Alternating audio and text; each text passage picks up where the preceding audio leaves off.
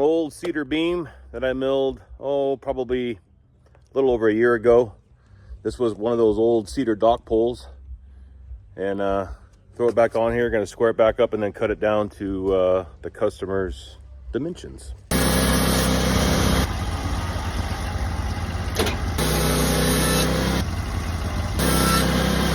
It's nice and square. Now we'll take it up to the shop and start the finishing process.